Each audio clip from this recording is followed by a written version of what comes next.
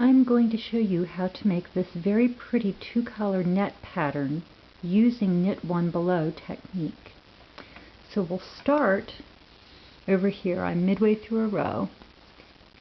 You would be working the dark thread first, and just a reminder, knit one below is just what it sounds like. You go into the stitch below and you knit it. And if you're purling one below, it's the same thing, only you come up behind and you purl it.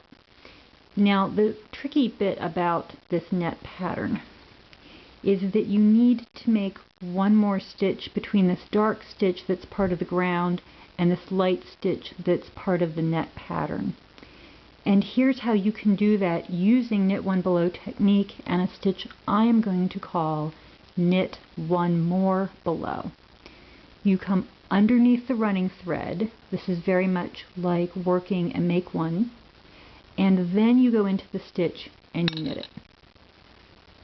And notice when I come back up, I'm coming back up here. I'm not pulling it all the way through. I'm not bringing the point through like that.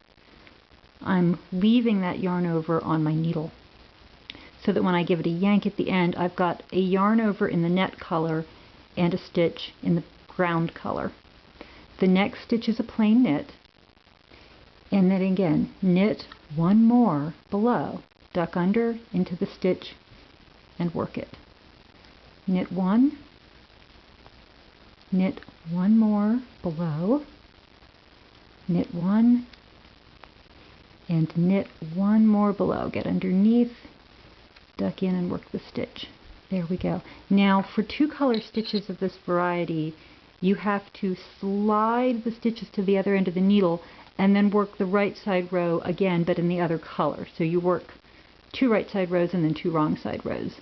What's really great about using the knit one below technique for this pattern is in the net color, all I have to do is purl across. So these paired stitches that are the result of my knit one more belows just get worked together. So purl together, purl one, purl together, purl one, purl together, purl one, and purl together.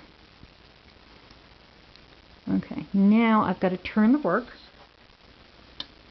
and when I flip it around, you see what a lovely, lovely pattern it is on the back. It produces with the purls and these little dots. And from the back, I'm going to do pretty much what I just did on the front, except knitting the purls and purling the knits. And also we're going to stagger the pattern.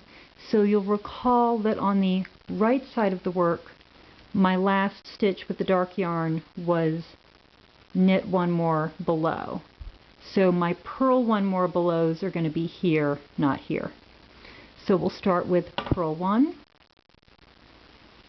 and then purl one more below is even easier than knit one more below, because I purl one below like I always would, and then instead of dropping this off, I'm going to bring the left needle tip up, the right needle tip up just to the left of the stitch, and you can see it's underneath that traveling thread,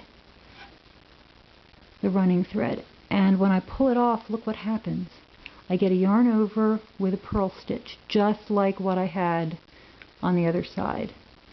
So purl one more below. Again, bringing that needle tip up to the left of the stitch. Purl one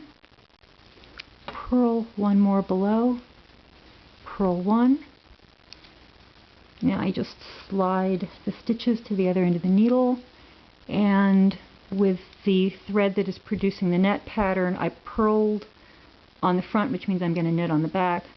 So all I have to do here is just knit across, and again, working those paired loops together when I see them. Knit together, knit one, knit together, knit one. And thus, when I flip it around, you can see that has produced more of the net pattern. So that is how you work two-color net pattern using knit one below technique.